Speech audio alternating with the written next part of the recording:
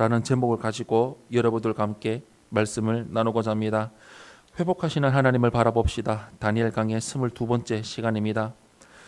다니엘 9장은 이전에 나타난 환상 7장에서 8장과 이후에 나타날 환상 10장에서 12장과는 다른 내용을 담고 있습니다. 다니엘 9장을 감싸고 있는 4개의 환상이 묵시라면 오늘 9장은 기도와 말씀의 전달의 내용입니다. 다니엘이 기도한 내용은 무엇일까요? 오늘 말씀을 통해서 알아보고자 합니다. 먼저 첫 번째로 1절에서 2절의 말씀을 보시면 말씀을 읽는 다니엘의 모습을 우리는 볼 수가 있습니다. 오늘 본문 1절에서 2절 말씀 우리 한 목소리로 합독하겠습니다. 시작. 메대 족속 아수르의 아들 다리오가 갈대아 나라 왕으로 세움을 받던 첫 해 곧 그 통치 원년에 나 다니엘이 책을 통해 여호와께서 말씀으로 선지자 예레미야에게 알려주신 그 연수를 깨달았나니 곧 예루살렘의 황폐함이 70년 만에 그치리라 하신 것이니라. 아멘. 바벨론의 포로로 잡혀간 유대인들은 그토록 강했던 바벨론이 메대와 바사 제국에 의해 멸망되는 것을 보았습니다. 메대의 왕 다리오가 바벨론이 통치하던 모든 제국을 다스리게 되었고 총리로 삼았습니다.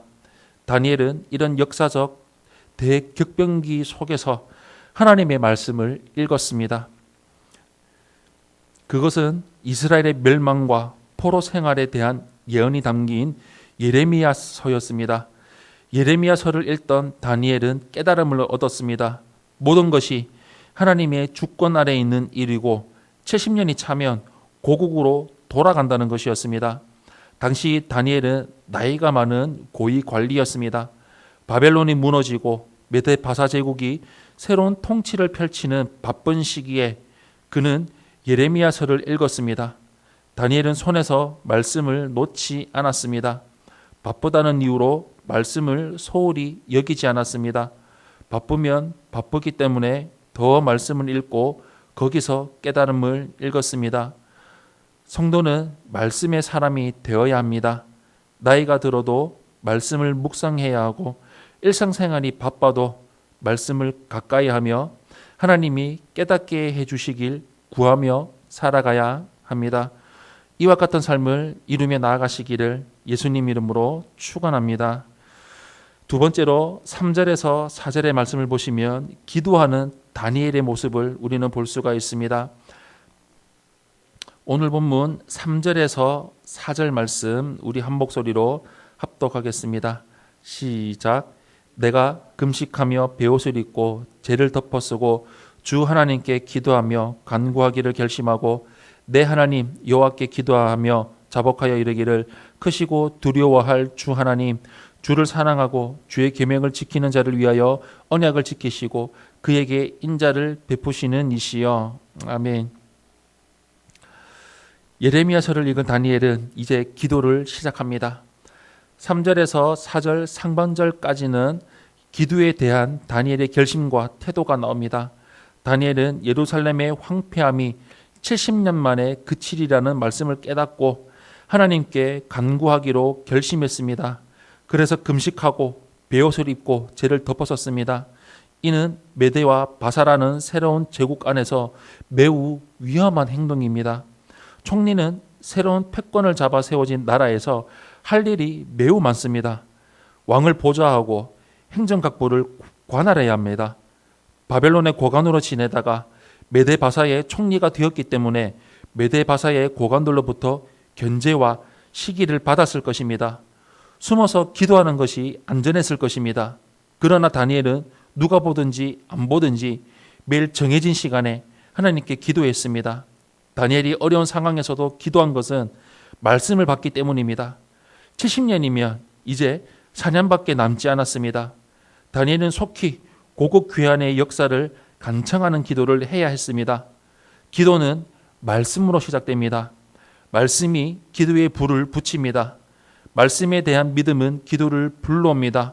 성도는 말씀에 담긴 하나님의 뜻대로 기도하며 나아가야 합니다. 마지막 세 번째로 4절에서 14절의 말씀을 보시면 공동체를 위한 회개 기도를 하는 다니엘의 모습을 우리는 볼 수가 있습니다. 4절에서 14절 말씀 우리 한 목소리로 합독하겠습니다. 시작. 내 하나님 여호와께 기도하며 자복하여 이르기를 크시고 두려워할 주 하나님, 주를 사랑하고 주의 계명을 지키는 자를 위하여 언약을 지키시고 그에게 인자를 베푸시는 이시여, 우리는 이미 범죄하며 패역하며 행악하며 반역하여 주의 법도와 규례를 떠나싸우며 우리가 또 주의 종 선지자들이 주의 이름으로 우리의 왕들과 우리의 고관과 조상들과 온 국민에게 말씀한 것을 듣지 아니하였나이다. 주여, 공의는 주께로 돌아가고 수치는 우리 얼굴로 돌아옴이 오늘과 같아서 유다 사람들과 예루살렘 거민들과 이스라엘이 가까운 곳에 있는 자들이나 먼 곳에 있는 자들이 다 주께서 쫓아내신 각국에서 수치를 당하였사오니 이는 그들이 주께 범죄하였음이니이다.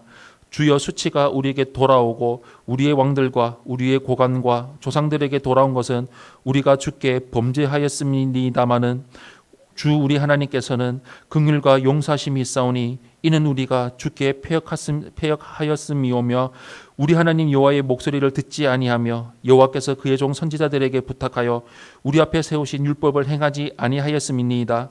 온 이스라엘이 주의 율법을 범하고 치우쳐 가서 주의 목소리를 듣지 아니하였으므로 이 저주가 우리에게 내렸으되 곧 하나님의 종 모세의 율법에 기록된 맹세대로 되었사오니 이는 우리가 주께 범죄하였음이니이다. 주께서 큰 재앙을 우리에게 내리사 우리와 및 우리를 재판하던 재판관을 쳐서 하신 말씀을 이루셨사오니 온 천하에 예루살렘에서 일어난 것이 없나이다. 모세의 율법에 기록된 대로 이 모든 재앙이 이미 우리에게 내렸사오나 우리는 우리의 죄악을 떠나고 주의 진리를 깨달아 우리 하나님 여호와의 얼굴을 기쁘게 하지 아니하였나이다. 그러므로 여호와께서 이 재앙을 간직하여 두셨다가 우리에게 내리게 하셨사오니 우리의 하나님 여호와께서 행하시는 모든 일이 공의로우시나 우리가 그 목소리를 듣지 아니하였음이니이다. 아멘. 4절 하반절에서 14절까지 기도의 내용이 담겨져 있습니다.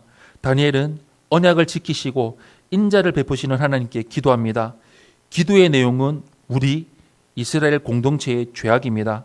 그는 죄악을 고백하고 모든 재앙의 원인은 범죄임을 인정합니다. 다니엘은 회개 기도를 한 것입니다. 3절에서 4절을 보면 다니엘은 내가라는 1인칭 단수를 사용해서 기도합니다. 그러다가 5절부터는 우리라는 1인칭 복수 대명사를 사용합니다. 우리의 기도도 개인 기도에서 공동체를 위한 회개 기도로 확장되어야 합니다. 공동체를 위해 기도하며 나아가는 삶을 이루기를 바랍니다. 사랑하는 성도 여러분, 우리는 말씀을 가까이 해야 합니다. 하나님의 말씀은 우리를 기도의 세계로 인도합니다. 기도할 때 자신을 위해 회개 기도하는 것을 넘어서 공동체와 나라를 위해 회개 기도해야 합니다. 사적 영역을 넘어서 공적 영역까지 확장하는 것이 참다운 성도의 기도입니다. 내가 아니라 공동체입니다. 그 공동체가 어디입니까? 바로 교회입니다. 내 셀입니다. 셀 공동체 안에서 함께하며 셀 공동체 안에서 함께 기도하며 기도의 내용을 서로 나누며 기도하며 그 기도 가운데 하나님이 이루시는 것을 바라보며 나가야 할 것입니다. 우리 평생도록 이와 같은 삶을 이루며 나가는 삶을 이루며 나가시기를 예수님 이름으로 축원합니다. 아멘.